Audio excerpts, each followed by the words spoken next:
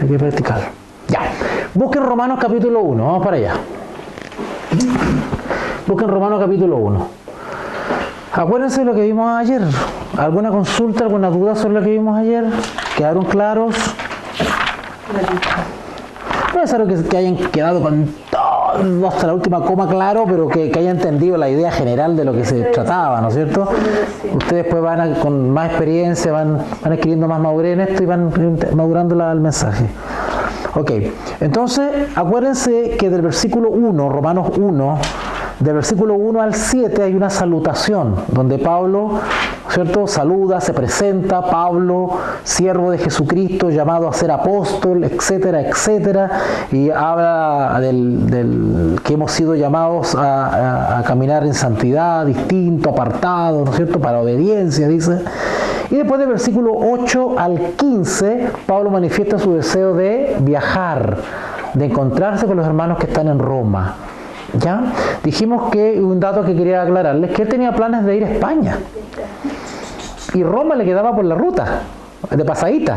Entonces por eso él decía eso. Pero bueno, también él dice que fue estorbado, había sido estorbado y por eso no pudo ir a muchos lugares. ¿Ya? Pero tocamos un concepto que era clave, yo lo expliqué en la pizarrita acá. ¿Se acuerdan? Que era el concepto de justificación por la fe. Y algo explicamos de eso. En la medida que vamos avanzando en el libro de Romanos, que ojalá sea, vamos a ver todos los capítulos, ustedes van a volverse casi expertos en el término justificación. Del punto de vista pedagógico, del punto de vista del método de estudio, el apóstol Pablo tiene un estilo. El estilo es el siguiente. Él lo que hace es enuncia algo, da algunos datos, y retrocede y lo vuelve a repetir de nuevo, pero con otras palabras o con otro ejemplo. Ese es un método pedagógico para que la persona fije en la mente lo que él quiere entregar. No basta con una vez, sino que él enuncia una situación, la aborda desde este punto de vista, luego agarra la misma situación y la aborda desde otro punto de vista. Eso es lo que hace en Romanos, explica la justificación por la fe, la correcta relación entre el amor, la misericordia y la ley y el juicio, pero lo trata de distintos puntos de vista en el mismo tema. Relata experiencias personales, habla de los judíos, de los fariseos, que no sé qué, cita a David, cita a Moisés, cita a Abraham, pero siempre dirigiendo hacia explicar la correcta relación entre la ley y el evangelio. Hoy en día en el mundo cristiano hay un problema, y es de que se ha ido a los extremos.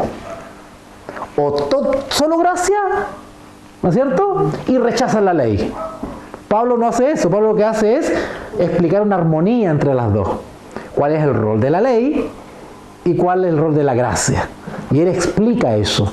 Hoy en día hay una división respecto a estos dos elementos. Se rechaza por un lado la ley, pero por otro lado se exalta la gracia.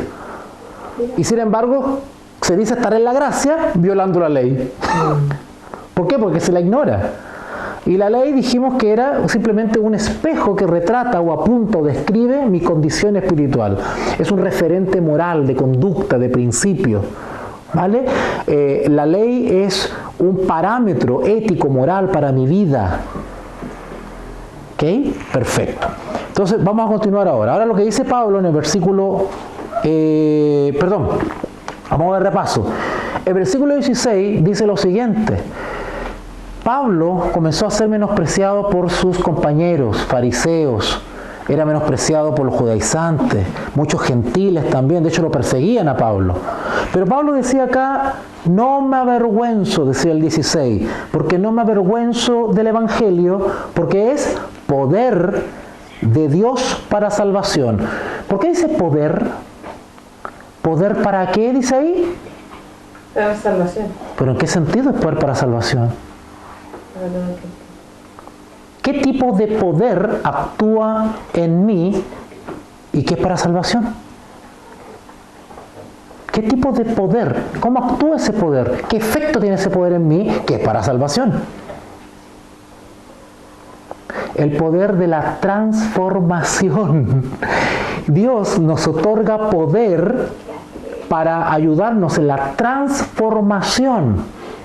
Lo que el ser humano solo no puede hacer por su propia fuerza, lo podemos hacer con el poder de Dios. Todos aquellos que han estado en malos caminos y caen y vuelven a caer y vuelven a caer es porque intentan hacerlo con sus propias fuerzas, en su propio método. Pero cuando interviene el poder de Dios unido con mi deseo, con mi voluntad, obtengo la victoria y como fin la salvación. Por eso que Pablo dice, no me avergüenzo del Evangelio porque es poder. ¿Para qué? Para hacer todo en Cristo. ¿Se acuerdan la famosa frase de Jesús, de Pablo, cuando dice, todo lo puedo en Cristo? Todo lo puedo porque Él me proporciona el poder para poder hacerlo. ¿Vale? Ahora vamos a ir conectando todas esas frases, porque los hermanos repiten como papagayos, todo lo puedo en Cristo que me fortalece, pero no entienden qué significa. ¿Cómo está inserta esa frase de Pablo en la experiencia cristiana? Todo lo puedo, pero no solo, en Cristo, porque Él me proporciona de su poder para poder vencer. ¿Ya? Ok. Entonces, dice después el versículo 17, porque en el Evangelio la justicia, ¿se acuerdan que le mostraba el monito acá arriba? La justicia se revela en ese monito que está ahí. Porque la obra el poder de Dios que obra en el ser humano lo transforma a imagen de Dios. Y al reflejar la imagen de Dios, damos gloria a Dios. La justicia de Dios se refleja en la vida transformada de la persona. Eso es dar gloria a Dios. ¿Vale? Hermano, usted tiene que darle las glorias a Dios. Pero bíblicamente, ¿qué es dar la gloria a Dios? Es mucho más que un acto religioso de levantar las manos y dar gloria a Dios. Gloria a Dios es ser un ejemplo de transformación. Eso da gloria a Dios. Los impíos ven al que estaba sucumbido en las tinieblas totalmente cambiado y renovado. Dan gloria a Dios. Oye, tu Dios es increíble, mira cómo te hizo de nuevo, ¿verdad? Dan gloria a Dios. Dar gloria a Dios es dejar bien puesto el nombre de Dios. No dar gloria a Dios es desprestigiar o desacreditar a Dios. Así que Pablo dice en el versículo 17, porque en el Evangelio la justicia de Dios se revela por fe y para fe. La persona que camina después de haber aceptado a Jesús como Señor y Salvador, camina su experiencia cristiana, su vida cotidiana, la vive por la fe, da gloria a Dios. ¿Vale? Perfecto. Pasamos a otra, sigue el discurso de Pablo. Y ahora sí vamos avanzando.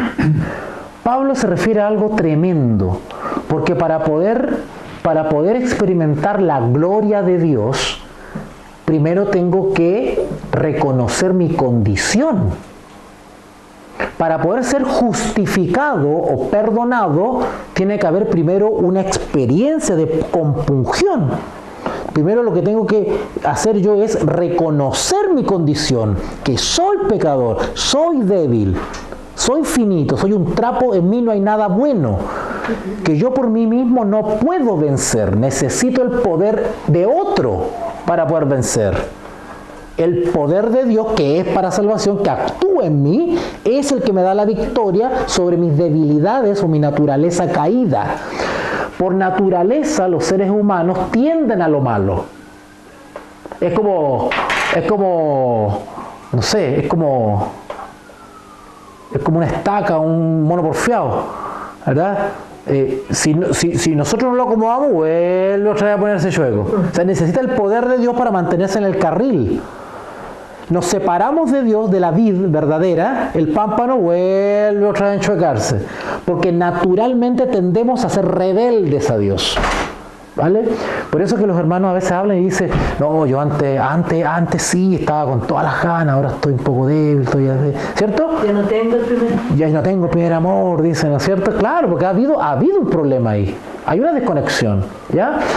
Entonces, ¿qué hace Pablo? Lo que hace en el versículo del 18 al 32, a ver si lo ubican ustedes ahí, del 18 al 32, ustedes se van a dar cuenta que esos textos lo que hacen es describir la naturaleza humana. Y son versículos bastante fuertes. Yo voy a censurar algunas cosas que están ahí. Voy a tratar de explicarlo con palabras más o menos suaves, alternativas, aunque yo sé que todos van a entender, ¿ya? Incluso los tres que están allá sentados jugando van a entender también. Pero lo voy a hacer porque tenemos que saber lo que dice la palabra, ¿sí o no? Sí, ¿verdad? Y pongan atención. Lo que va a describir Pablo ahora es en términos generales la condición de todos los seres humanos. Creyentes o no creyentes, todos vamos a caer aquí redondito con lo que vamos a leer ahora. Y a medida que vamos avanzando del capítulo 2, cuando pasemos al capítulo 2 a las 12 de la noche, Pablo empieza a hacer la diferencia y empieza a meter a los judíos y a los gentiles y empieza a hacer esa diferencia y empieza a explicar. Pero hasta el momento Pablo va a explicar la condición humana en general, tanto de los que dicen que son creyentes como los que no conocen a Dios. Va a explicar la tendencia, la naturaleza y la consecuencia de aquellos que se mantienen en rebeldía. Cuando digo los que se mantienen en rebeldía, también me incluye a los creyentes. Porque hay creyentes que dicen que son creyentes, pero son impíos. Esa es la tremenda revelación del Evangelio. El Evangelio nos desnuda. El Evangelio no le interesa la forma religiosa, no le interesa la apariencia. El Evangelio apunta al tuétano, al corazón. Por eso que incluyo entre los impíos a los creyentes, porque hay creyentes impíos. Como habían religiosos impíos en el tiempo de Cristo, ¿no? Eran respetados por el pueblo, de punta en blanco, maestros de la ley, y eran impíos. Jesús los vino a descubrir. Cristo apunta al corazón, al pensamiento. Eso es lo que hay que cambiar, ¿vale? No la forma externa. Es el corazón lo que tiene que cambiar, no la forma externa. La forma externa es resultado de lo que hay en el corazón. Si el corazón es corrupto, pero por fuera me veo religioso, es un disfraz. Bíblicamente se llama hipocresía eso. Pero es un disfraz, estoy fingiendo, estoy actuando, estoy en una obra de teatro. No se condice la apariencia con la sustancia. Hay una contradicción. El Evangelio quiere que haya una concordancia completa, una genuidad entre lo que soy como ser y lo que reflejo, mi conducta o mi obra. Ese es el objetivo del cristiano, que sea verdadero íntegramente. Por eso que Pablo dice, sea santificado todo vuestro ser, espíritu, cuerpo y alma, dice Pablo. Está diciendo todo vuestro ser. ¿Ya? Vamos a leer entonces esto que es bastante fuerte, pero vamos a leerlo. ¿Ya?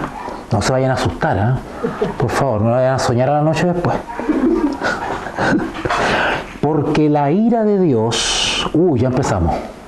Con problema. A propósito de lo que estábamos viendo con Patti a la tarde acá sobre las 7 postreras plagas, los sellos y todo eso. Porque la ira de Dios... qué difícil es leer en la Biblia eso de la ira de Dios. Cuando siempre se habla del amor de Dios, la misericordia de Dios. Y esta parte parece que no la leen mucho los hermanos. También Dios es justo. Y da a cada uno según su obra. Y llega un punto en el cual Él tiene que actuar y disciplinar a su pueblo, a su hijo. Esta parte no se habla mucho, esta es la parte impopular. Pablo la toca. Porque la ira de Dios se revela desde el cielo. ¿De dónde cayeron? ¿Cómo fue destruida Sodoma y Gomorra? ¿Y las ciudades de la llanura? Dios usa todo elemento que Él ha creado para usarlo como juicio o como castigo. Si no recuerden las señales que Jesús habló en Mateo 24, terremotos, pestes. Él utiliza todos los elementos para poder traer su juicio. Porque la ira de Dios se revela desde el cielo contra todo. ¿Contra qué? Impiedad e injusticia. Ustedes ya están familiarizados con la palabra justicia, así que ya van a ir ustedes traduciendo como Pablo habla. Pero la ira de Dios no es para los santos y obedientes, no. La ira de Dios se revela del cielo contra toda impiedad, que es contrario a piedad. La palabra im tiene que ver con un prefijo que es sin piedad, falta de piedad. Lo contrario es impiedad. e injusticia, lo contrario de justicia, injusticia, sin justicia, de los hombres que detienen con injusticia o actos injustos la verdad. Contra esos es la ira de Dios.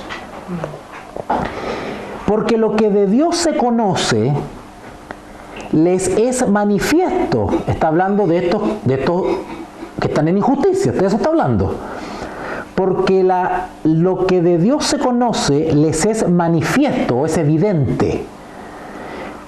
Pues Dios se lo manifestó. Cuando Janet ve los cerros y la hermosura del paisaje, acá, a la vuelta, ¿qué ves en realidad? Creación. La creación de Dios, el amor de Dios. Tenemos que empezar a mirar las cosas espiritualmente. Cuando veamos el cielo, un paisaje hermoso, miremos la mano de Dios ahí, la obra de la creación de Dios. Yo no necesito la palabra de Dios para saber, ¿no es cierto?, que eso lo hizo el Creador y dar gracias a Dios por el Creador. Fíjate lo que dice Pablo respecto a esto, versículo 19. Porque lo que de Dios se conoce les es manifiesto, pues Dios se lo manifestó. Dios habla a nuestro entendimiento a través de sus obras de la creación. Y Él quiere que le reconozcamos como el único creador de los cielos y de la tierra. ¿Qué leímos al principio cuando oramos, antes de orar? Apocalipsis 4. Porque tú eres el creador de los cielos y la tierra. Santo, santo, santo, los ángeles del cielo. Se exalta el poder creador de Dios. Él creó todo lo que hay. Así que dice acá que esta gente que es víctima de la ira de Dios rechaza lo que es evidente, no reconoce que es el creador, al creador. Versículo 20. Porque las cosas invisibles, ahora estamos hablando de las cosas invisibles, de Él, ¿Dios tiene cosas invisibles? Sí, y acá lo enumera Pablo. Su eterno poder. Eso es algo subjetivo, es algo objetivo, pero no visible. Y deidad. Cuando hablamos de la deidad, estamos hablando de la naturaleza de Dios, que es un misterio, cómo está conformado Dios. ¿Cierto? Eso tiene que ver con la existencia de Dios, la encarnación de Dios en Cristo y la venida del Consolador, Espíritu Santo. Eso tiene que ver con la naturaleza de Dios, la deidad. ¿Okay? Vuelvo a leer el 20. Porque las cosas invisibles de Él, su eterno poder y deidad, se hacen claramente visibles desde la creación del mundo, siendo entendidas por medio de las cosas hechas. Lo que hablábamos recién del paisaje. De modo que no tienen excusa. Nadie tiene excusa para decir que Dios no existe, porque es cosa de mirar las obras de la creación, donde se refleja el eterno poder y deidad. Pero hay gente necia que dice Dios no existe. ¿Verdad? Es cosa de mirar el universo, las estrellas, una maravilla. Versículo 21. Pues habiendo conocido a Dios por medio de lo que no se ve, las obras de la creación, de su eterno poder y deidad manifestada en sus obras de la creación, pues habiendo conocido a Dios, no le glorificaron como a Dios, no le reconocieron, ni le dieron gracias, sino que se envanecieron en sus razonamientos o explicaciones, y su necio corazón fue puesto en tinieblas. Versículo 22.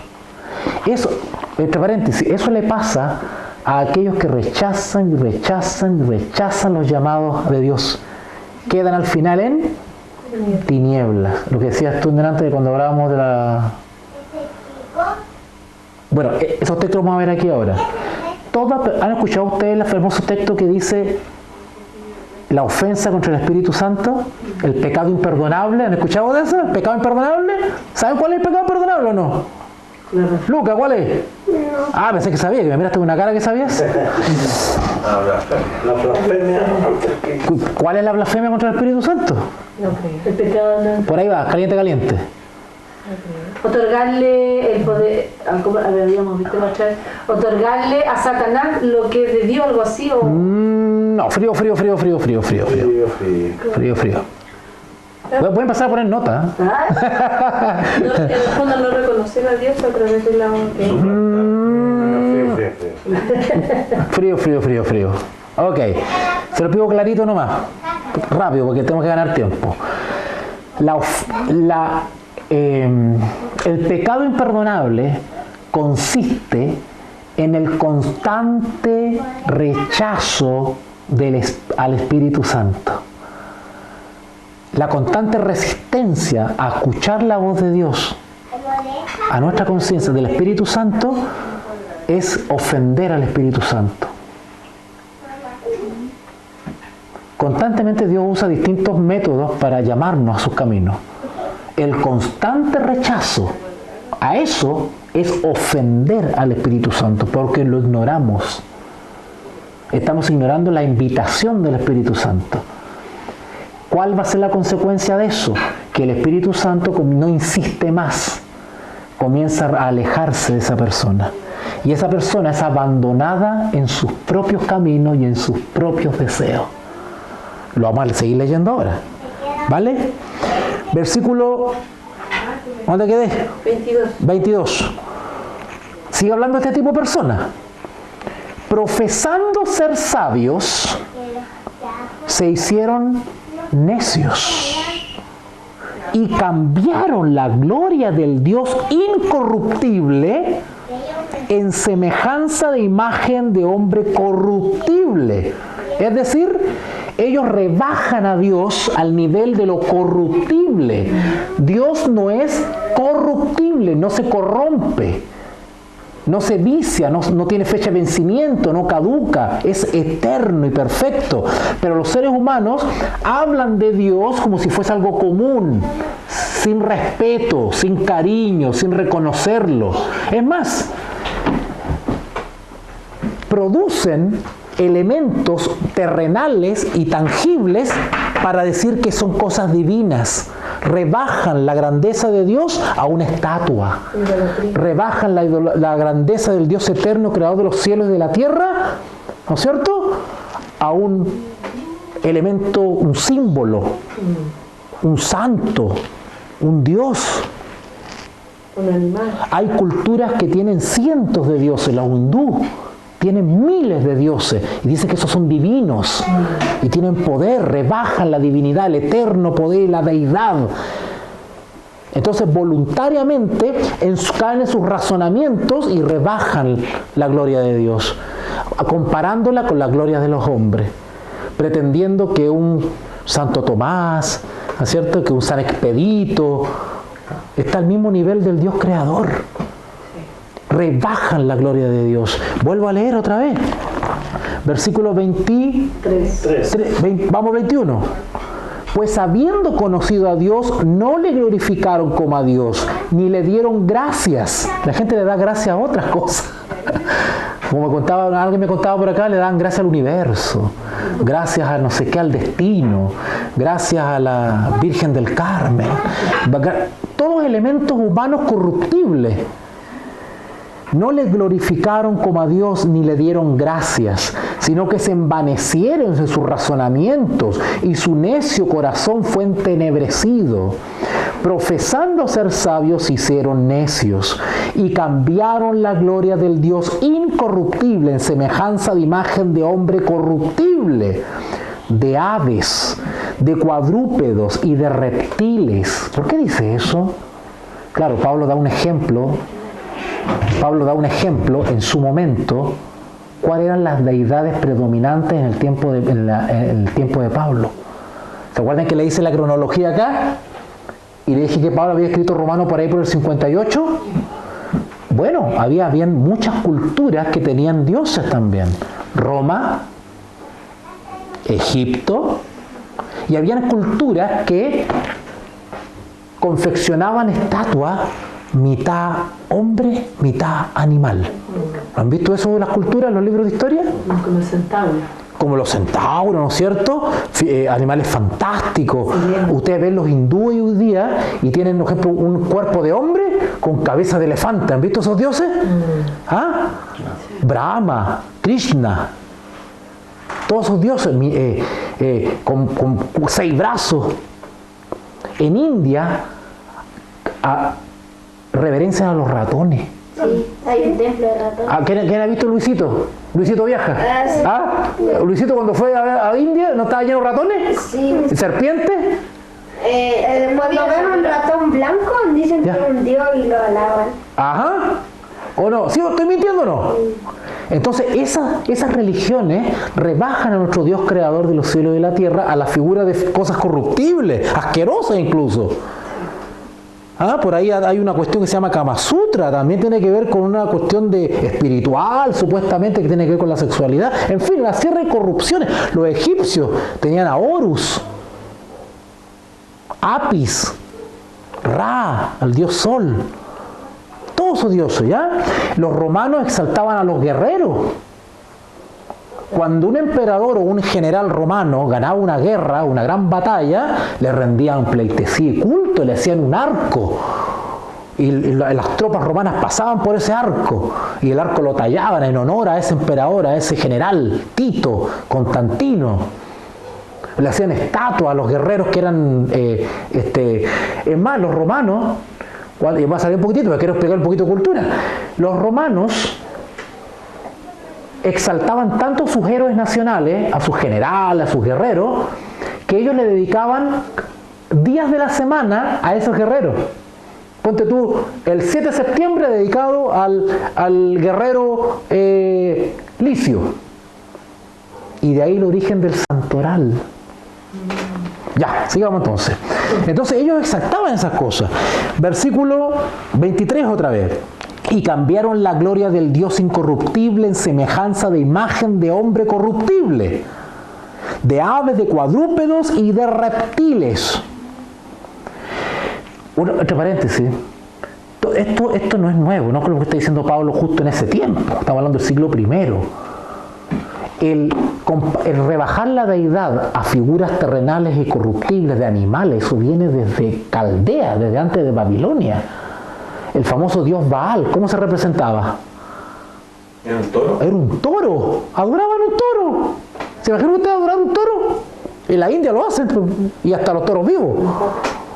Por lo menos los babilonios hacen un toro de oro, por lo menos, de metal. Eso hacían ellos. En fin, sigamos. Se puede hablar mucho de eso. Versículo 24, Rudy, pon atención acá porque es justo lo que estamos hablando en la tarde. Pongan atención ahora. Ya que se comportan de esta manera esta gente, mira cómo reacciona Dios respecto a esta gente. Por lo cual, también Dios así como ellos se entregaron a su razonamiento, justificando todo, Dios dice acá, por lo cual también Dios los entregó a la inmundicia en la concupiscencia de sus corazones. ¿Qué significa concupiscencia? ¿Se dan cuenta que tenemos que saber lo que leemos? Ya por ahí va, sí, cerca, aunque eso puede ser lascivia. Concupiscencia son deseos, concupiscente, deseo, pero deseos bajos, pasiones, bajas, no puras, ¿ya? Entonces, ¿qué hace Dios? Los entrega, los abandona, ya no insiste más, basta, ya, está bueno, va, sigan su camino. Ustedes cogieron eso, sigan su camino. Versículo 24, por lo cual Dios los entregó a la inmundicia. Noten la palabra que usa, y ustedes se imaginan a qué nos estamos refiriendo.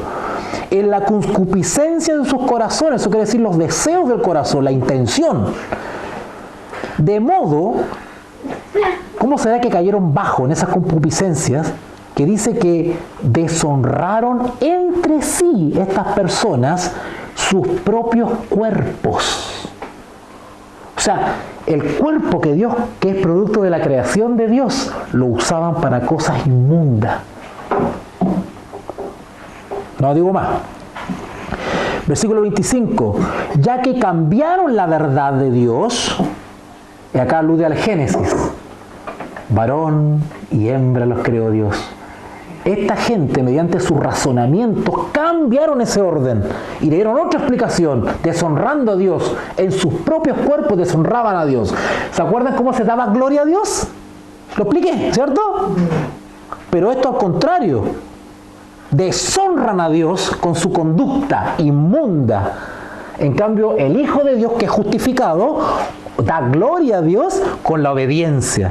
El impío deshonra a Dios con su rebeldía. Eso es lo que pasa, ¿ya? Versículo 20. ¿Dónde quedé? 25. Ya que cambiaron la verdad de Dios por la mentira, por algo que no es, que Dios no hizo, honrando y dando culto a las criaturas antes que al Creador. Acá está hablando de idolatría. Idolatría.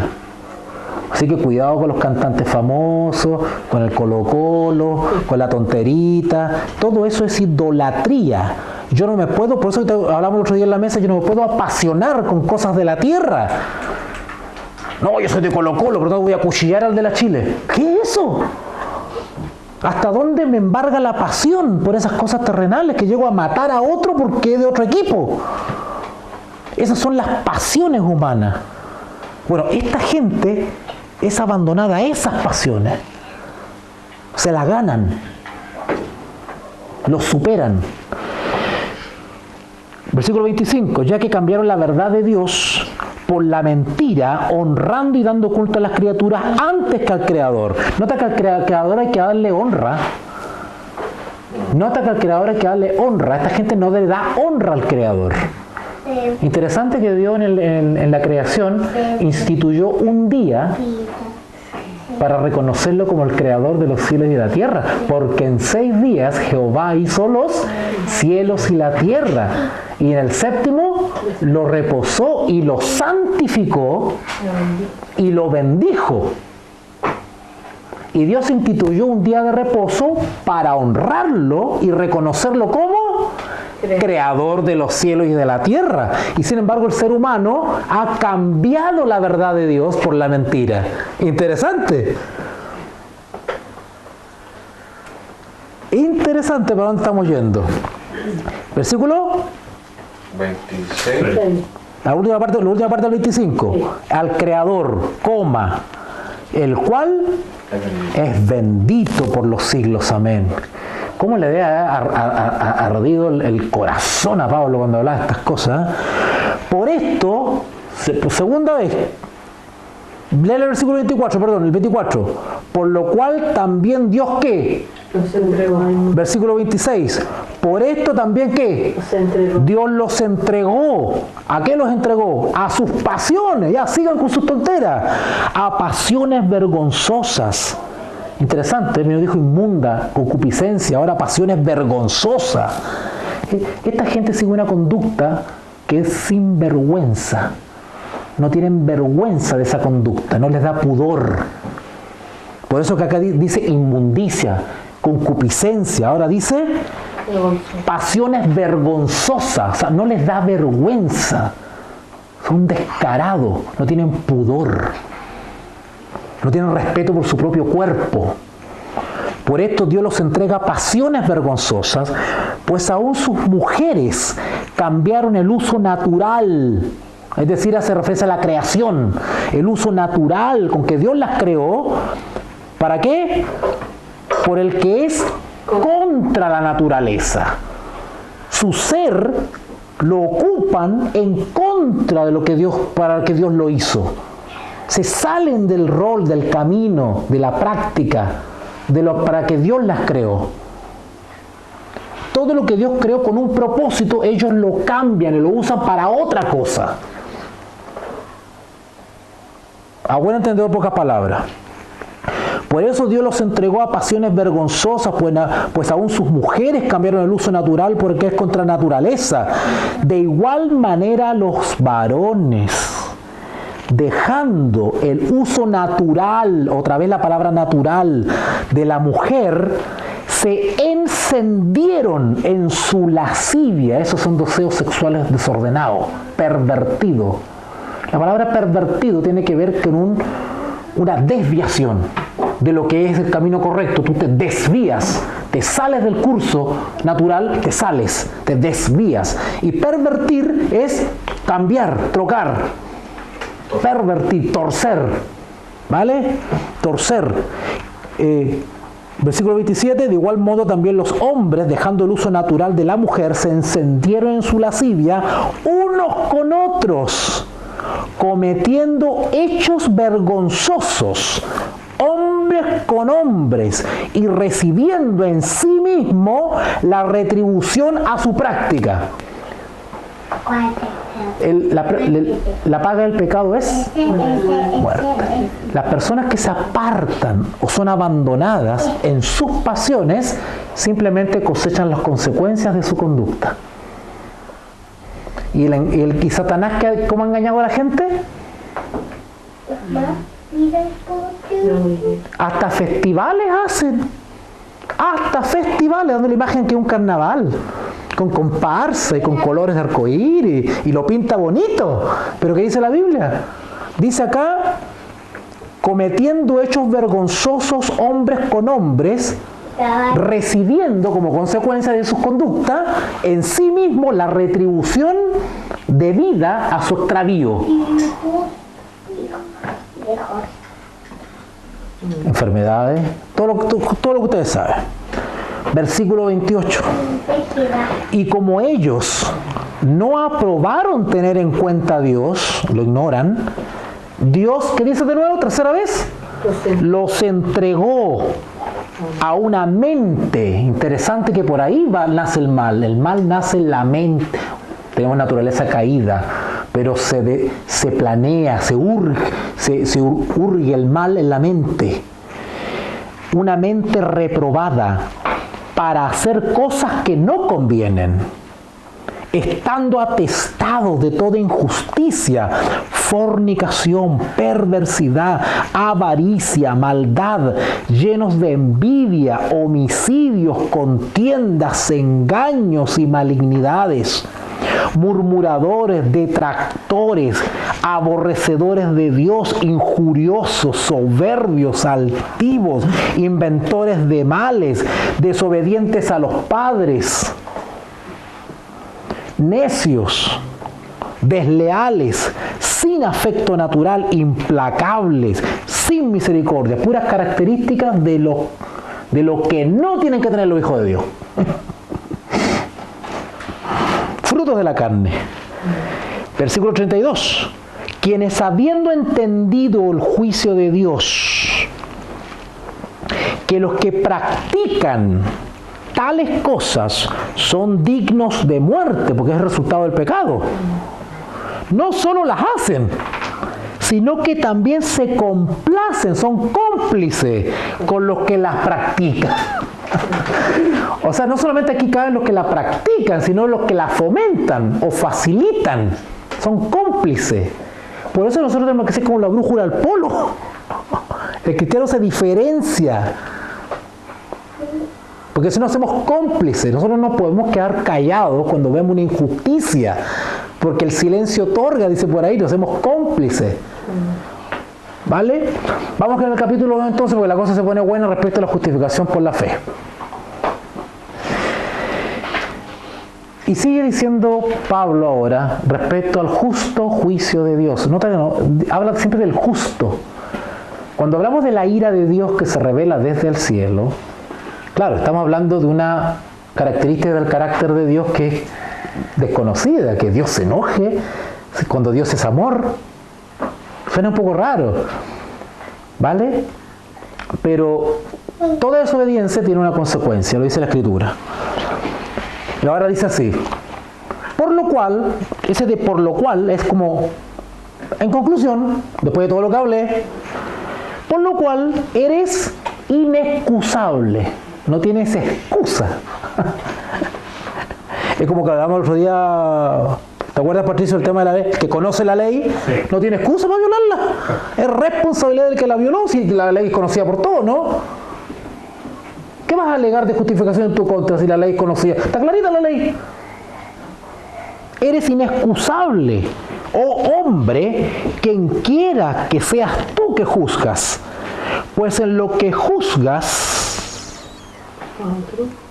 a otro, te condenas a ti mismo. Acá está hablando de los que no solamente las hacen, sino que se complacen, los que son cómplices, los que hacen la vista gorda, los alcahuetes, los instigadores, los falsos. Y aquí estamos entrando al terreno de los hipócritas. Ahora estamos en el terreno de los hipócritas. ¿Se acuerdan que le dije que estamos describiendo al rebelde en general? Pero ahora Pablo empieza a hacer una distinción, porque dentro de este grupo abominable que acabamos de describir, también hay algunos que dicen que son creyentes, pero practican todas esas cochinadas que vimos acá, y son creyentes. Mira lo que dice acá. Por lo cual eres inexcusable, oh hombre, quien quiera tú que juzgas a otro. ¿Nos han encontrado con personas que se ven muy consagradas y de repente se descubre una yaya? Pero lo cual era inexcusable, hombre, quien quiere que seas tú que juzgas, pues en lo que juzgas a otro, te condenas a ti mismo, porque tú que juzgas, haces lo mismo. Pablo era clarito para hablar, porque él no fue llamado para agradar a los hombres. Él no se llamó para hacerse los lindos con los hermanos, ni con los obispos, ni con nadie. Él fue llamado a declarar la verdad como es. Punto. Versículo 2, vamos avanzando. Mas sabemos que el juicio de Dios contra los que practican tales cosas es según verdad. ¿Qué quiere decir esto?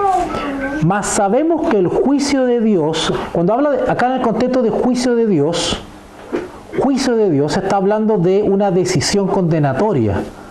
¿Ya? Una condenación, una decisión condenatoria, el juicio de Dios. Voy a explicarte un poquito, vamos a ampliarlo un poco. Claro que los términos tienen varias acepciones, entonces hay que explicarlo, ¿ya? Juicios de Dios. Se puede entender juicio como el criterio. ¿Cierto? Nuestro hermano tiene un buen juicio. Tiene un buen juicio, ¿cierto? Una especie de criterio. Criterio. Juicio tiene que ver con una sentencia. Sentencia, ¿verdad? Una sentencia condenativa. Una sentencia, un dictamen. Son sinónimos, ¿verdad? Dictamen, resolución. Resolución. Por supuesto que desde el punto de vista jurídico, toda sentencia, dictamen o resolución viene después de un juicio, de una investigación, de un proceso. Dios no emite juicios o sentencias o dictamen, que es el criterio que vamos a usar, que quiere decir ahí, sin haber primero evaluado la situación, porque Dios es un Dios justo. Por lo tanto, cuando Él manifiesta su ira o su descontento, ¿no es cierto? Es porque simplemente ya se ha evaluado la situación y no hay nada que hacer. Por eso dice ahí, los entregó, dice, porque ya. ¿Qué le pasó a los antediluvianos? ¿Se acuerdan? ¿Cuánto aguantó a los antediluvianos? Y vio Jehová que la maldad de los hombres era mala en gran manera y que insistían en hacer el mal, dice. Y pensó Dios en raerlos de la tierra y mandó el diluvio y todo el proceso que conocemos, ¿cierto? Bueno, llega un momento en que ya, basta de reírse de Jehová, ¿verdad? Entonces viene y sentencia, dictamen, resolución. ¿Por qué dice acá el versículo 2, Hechos 2:2? Mas sabemos que el juicio de Dios contra los que practican tales cosas es según verdad. ¿Qué quiere decir eso, según verdad? Que es verdad que merecen. ¿Qué dijimos? Que antes de haber una sentencia, ¿qué sucede acá? Hay una investigación, un proceso, buena palabra esa, investigación. Ahí que hablamos sobre el Espíritu Santo. El Espíritu Santo insiste, llama, hay un llamado. ¿Se acuerdan que estudiamos en la primera clase que llamados a ser? Llamados. Hemos sido llamados, hemos sido investigados. Hay un proceso de juicio donde se insiste, se llama, no reconocen al Creador. Basta.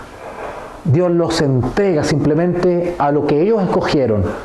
Por lo tanto, hay antecedentes verdaderos, porque Dios no es arbitrario, no te sentencia porque te tiene mala. No, es porque te lo mereces, porque hay antecedentes previos. Por eso que el juicio de Dios dice acá, versículo 4, versículo 2, Romanos 2:2, mas sabemos que el juicio de Dios contra los que practican tales cosas es según verdad. O sea, es justo. Es según verdad. Y mira la pregunta que hace. ¿Y piensas esto, oh hombre, tú que juzgas a los que tal hacen y haces lo mismo, que tú escaparás del juicio de Dios? Le está hablando a los hipócritas. ¿Se entendió eso? No tengo ni que explicarlo. Versículo 4, mira las preguntas que hace Pablo. ¿O menosprecias las riquezas de su benignidad? Está hablando del carácter de Dios. ¿O menosprecias las riquezas de su benignidad, paciencia y longanimidad? ¿Qué significa benignidad? Bueno, benignidad viene de benigno. ¿Qué es lo que es benigno? Alguien que es benigno. Cuando hacemos un examen y no encuentran algo, es benigno o es maligno. ¿Ah? Algo que es benigno. Su buenismo, podríamos decir, que es bueno. ¿No es cierto? Que es bueno, benigno. Benigno, bueno. ¿Verdad? Su paciencia. Paciencia. Y longanimidad, longa, de largo, longa, de ahí longaniza, ¿eh? Largo, longa. Es decir, su amor, su paciencia, su espera para que los que practican tales cosas es inmensa. Por eso que dice la Escritura, Jehová no retarda su promesa, sino que es paciente, o longánime, o benigno. No queriendo que ninguno perezca o reciba la sentencia, sino que todos procedan al arrepentimiento. Pero esta clase de ser humano que estamos leyendo aquí ha rechazado la benignidad, la paciencia y la longanimidad. Y por eso Dios los entrega porque le han dado a entender a Dios que no quieren nada con Dios. Y por lo tanto cometen el pecado imperdonable. El Espíritu Santo se retira de esa persona, ya no insiste más, ¿verdad?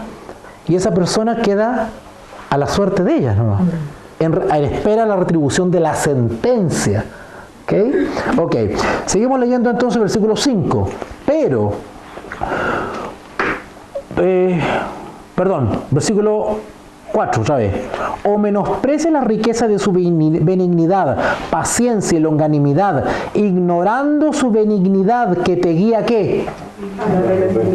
En vez de aprovechar la paciencia de Dios que tiene para con nosotros, nos aprovechamos y seguimos lo mismo. ¿Se está entendiendo cómo obra Dios? En vez de aprovechar la longanimidad y la paciencia que Dios nos da, nos aprovechamos de eso. ¿Y qué dicen los necios? El Señor tarda en venir. Desde que mi abuela existe que me dice que Cristo viene pronto. Y no interpretan eso, que esa es la benignidad, la paciencia y la longanimidad de Dios, que se extiende en las generaciones para que se le acepte la mayor cantidad posible de sus criaturas. Pero el ser humano, ¿cómo lo interpreta? Se demora, es mentira el mensaje, es falso, Cristo no viene. No, eso es paranoico. Interpretan de una manera carnal la supuesta demora de Cristo.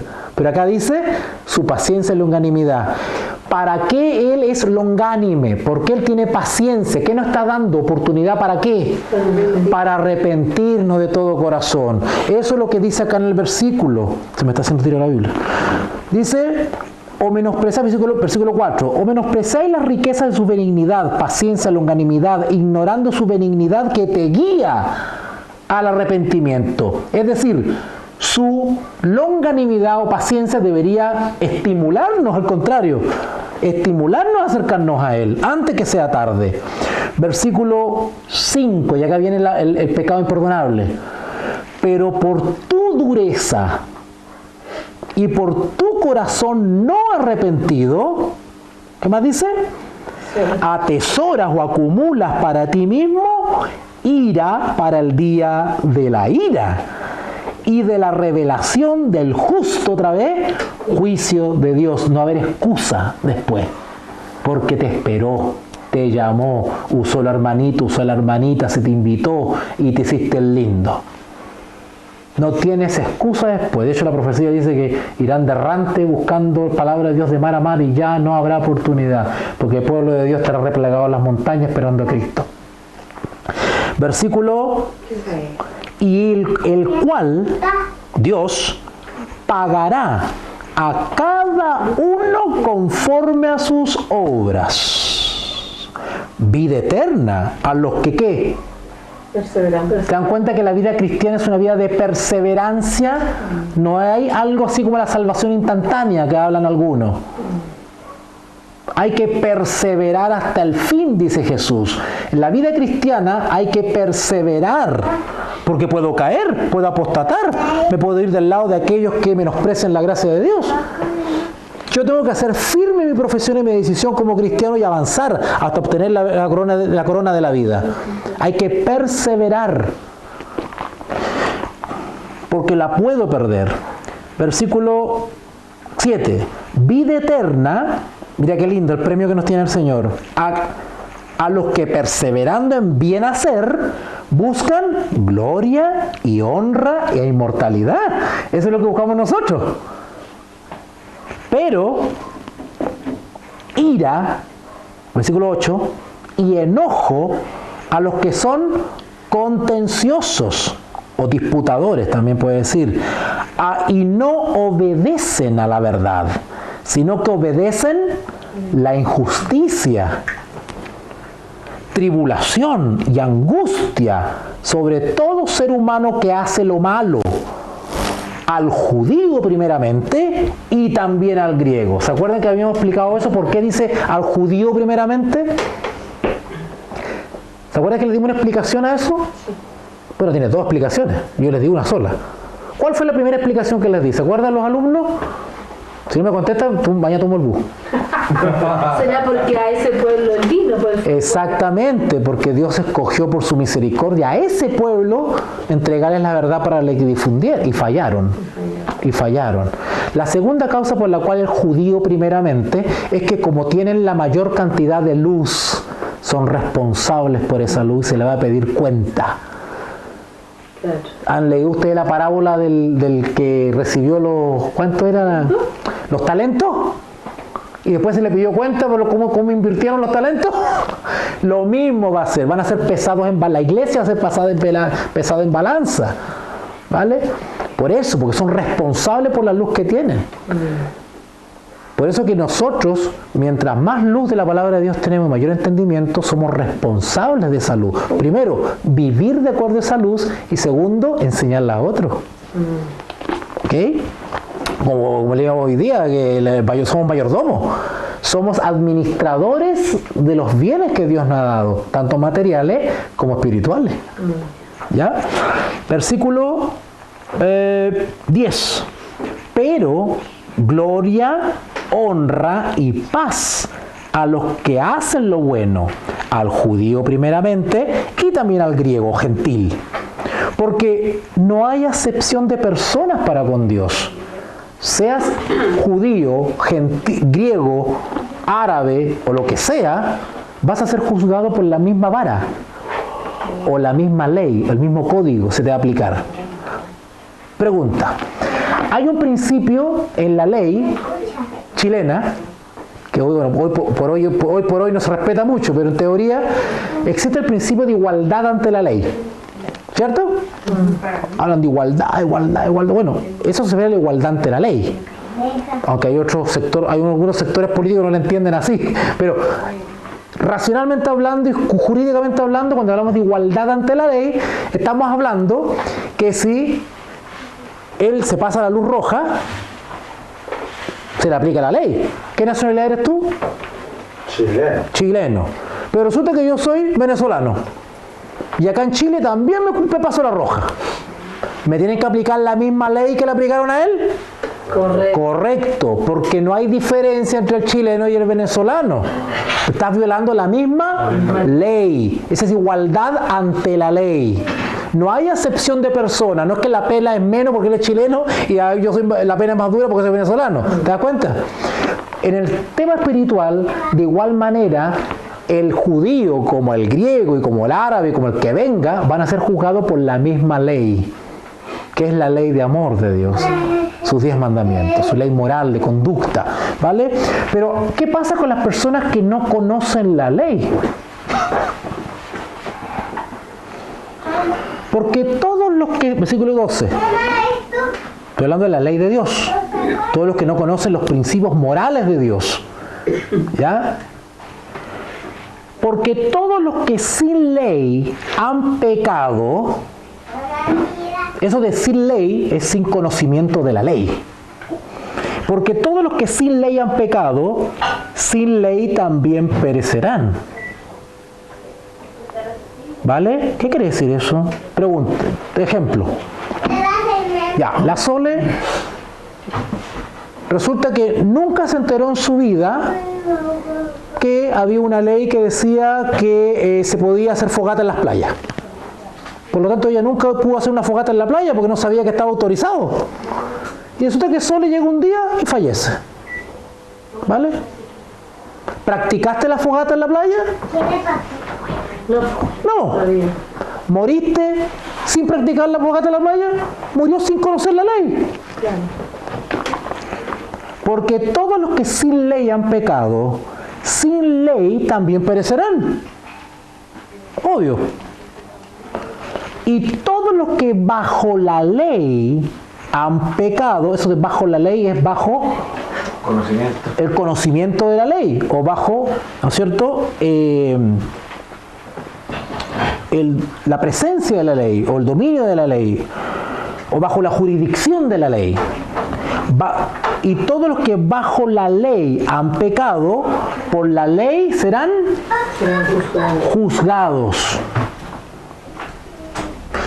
Va a haber igualdad a la hora del juicio. Se te va a juzgar según la luz que tuviste. No se te va a pedir cuenta por algo que nunca supiste. Pero también hay un misterio ahí. No es tan jajajaja. Veo el versículo, dígame. Es que la persona no conozca, en este caso, los mandamientos o la ley moral, no significa necesariamente que no sepa que existe Dios. Para allá voy. Para allá voy. Aguántate un poquito, mira. Versículo 12 otra vez. Pongan atención en esto. Pongan atención porque esto es fundamental. Porque todos los que sin ley, versículo 12, han pecado, sin ley también perecerán. Porque digo que pongan atención porque Pablo empieza ahora con su estilo. Y hay que ponerle atención. Recuerden lo que dijo Pedro, hay que ponerle atención a Pablo. Todos los que sin ley han pecado, sin ley también perecerán. Y todos los que bajo la ley, o bajo la autoridad de la ley, han pecado, por la ley serán juzgados. Sigamos. Porque no son los oidores de la ley los justos ante Dios. No son justificados por la ley los que son, no son justificados por la fe o justificados los oidores solamente de la ley. Sino, ¿qué dice? Los hacedores. Los hacedores o practicantes de la ley serán justificados. ¿Se acuerdan lo que dice Santiago respecto a la fe y las obras? Santiago, vayan a Santiago. La fe sin obras, ¿no? Por ahí va. Vayan a Santiago. Es que para poder ampliar lo que dice Pablo ahí. Es que a veces Pablo dice cosas que entiende que el público hay cosas que ya maneja. Por eso él se larga a hablar. Santiago capítulo 1. Santiago capítulo 2. Santiago capítulo 2. Santiago capítulo 2, versículo 14 en adelante. Pongan atención ahora. Vamos a ampliar un poquitito eso que leímos en Romanos. Hermanos míos, ¿de qué aprovechará si alguno dice que tiene fe y no tiene obras? Es decir, una conducta que se corresponda con tu profesión. Soy cristiano, gracias al Señor. ¿Pero te comportas como cristiano? ¿Obras? ¿Vives como cristiano? Porque no puede haber una contradicción. El verdadero cristiano se condice la profesión con la vida, el testimonio, para ser genuino. Hermanos míos, ¿de qué aprovecha si alguno dice que tiene fe y no tiene obras? La palabra obras es conducta, vida, testimonio. ¿Ya? ¿Podrá la fe sola salvarle? Interesante.